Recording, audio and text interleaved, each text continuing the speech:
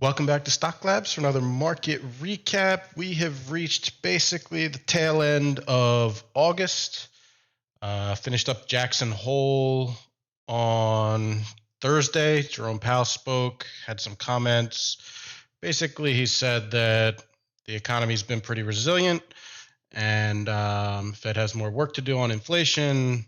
They're not going to stop until they've gotten control of the whole situation. The dual mandate is satisfied and all of these things. So again, balancing employment and inflation. Fed's not satisfied with the current metrics, running 3% on CPI.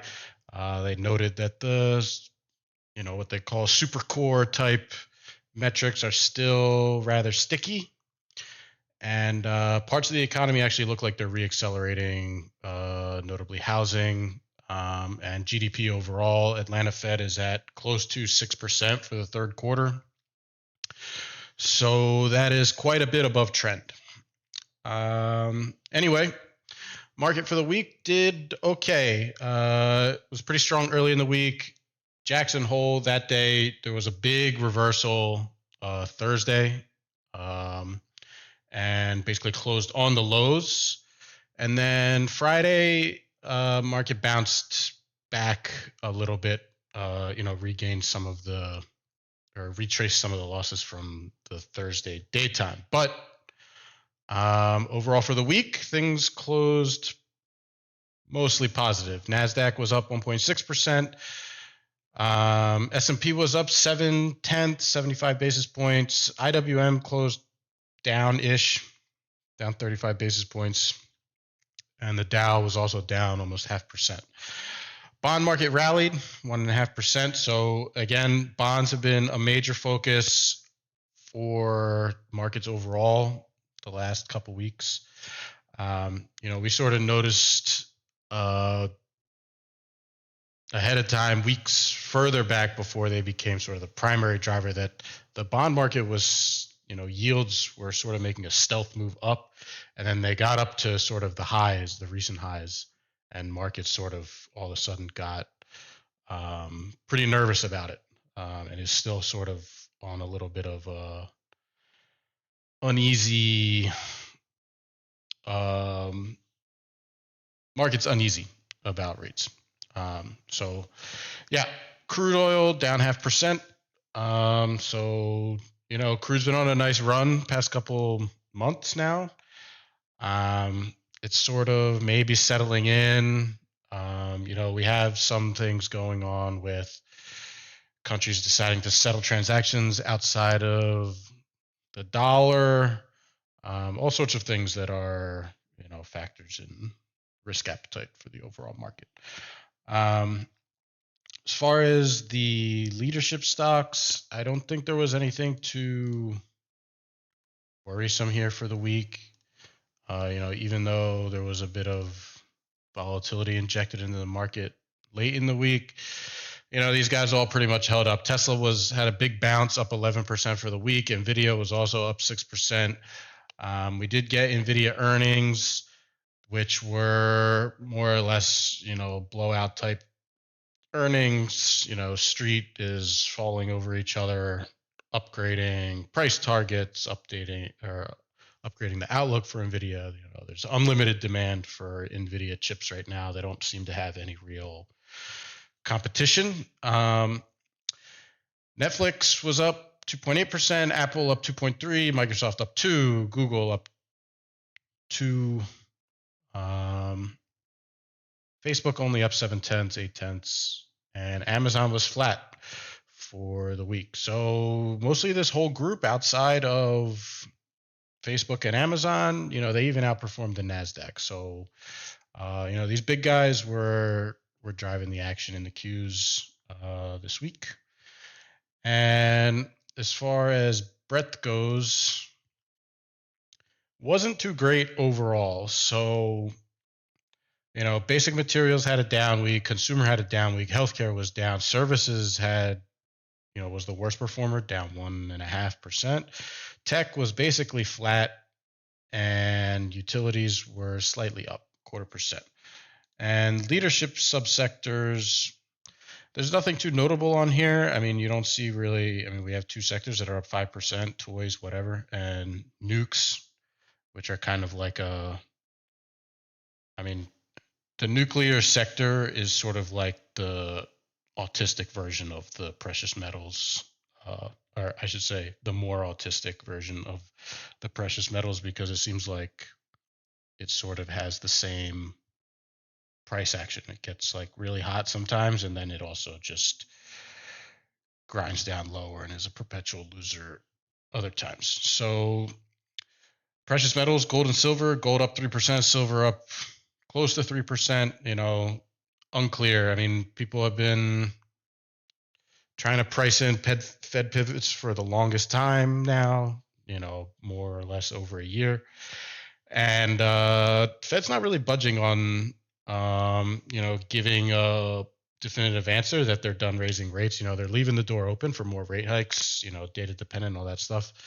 And the data actually looks pretty good. So it sort of supports the Fed's stance right now. I mean, the market is choosing not to believe these things. So,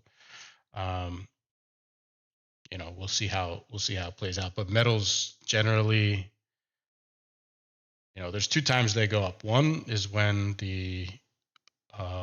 when there's like true inflation or like maybe like stagflation type environment, which doesn't seem like we have. And also when, in general, rates are falling, real yields are dropping and whatever, which that's also not the scenario. So I don't really know what the bull case is for precious metals, outside of, normal ups and downs week to week. And then on the downside, we have just a few sectors, some healthcare related stuff, drugs, whatever, stores. You see stories every day about different retailers closing, brick and mortar stores. Some of them choose to attribute it to theft or shrinkage, as it's called now.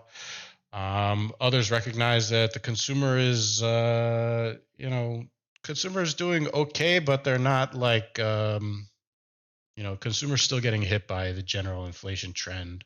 Prices have been pretty sticky, especially for items that they need.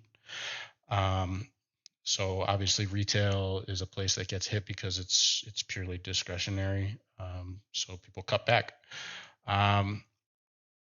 Anyway, moving on to breadth by market cap. We have the 1 to 5 billion group. It was down 32 basis points for the week, basically in line with the Russell. 5 to 10 billion are up 77 basis points. That's pretty strong. And 10 to 50 billion up 47 basis points. So 50 to 100 billion was up 74 basis points. It's okay, in line with the S&P. Nothing to see there. And 100 billion plus market cap stocks were up 32 basis points. So, breadth was, it was okay, above, I'd say 10, 50 billion plus market caps. Nothing really too extraordinary to remark on here. If we look at the intelligence for the coming week, we've got, FANG is bullish, coin is bullish, semiconductors are bullish, meme stocks are bullish, and Google is bullish. So based on this, you would expect sort of a NASDAQ rally this week. Semiconductors, so I mean, think NVIDIA, AMD, these guys. Trend, Stocklabs likes the trend there. And if we look at the inverse of this to see what's on the downside. Okay, we've got weed downside always. Oil explorers and gold miners. VIX bearish. Bearish, oil and gas is bearish, so that kind of cancels out these oil and gas things. Wait, is this bear or bull? I don't even know. Biotech bearish, big oil bearish, silver bearish. So, I mean, I don't think really this week you're looking at anything too significant. For the month, indices are down across the board. Nasdaq's down about 5%. IWM's down 7 to 8%, somewhere in there. The rest kind of in the middle as far as like S&P and Dow.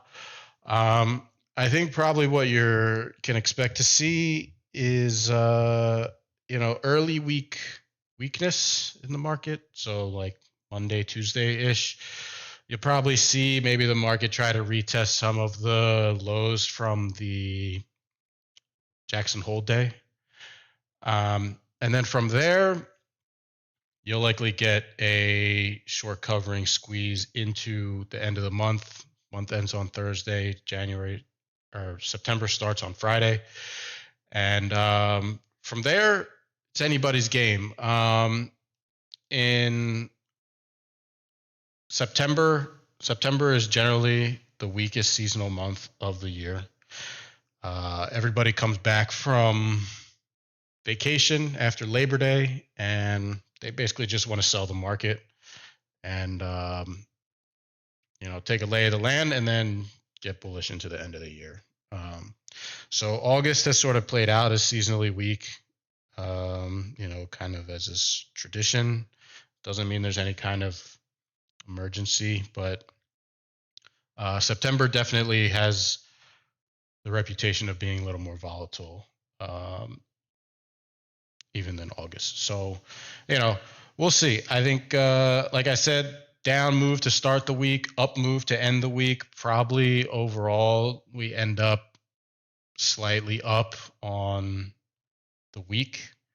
So, and then September, like I said, we'll get that underway, and that'll basically be it. So, thanks for tuning in. Hope you guys are having a good summer, winding down, kids going back to school, whatever. But yeah, we'll be back to actually serious trading September, October, November, December to close out the year. So yeah, that's all from me. Talk to you guys next week, and be good. Bye.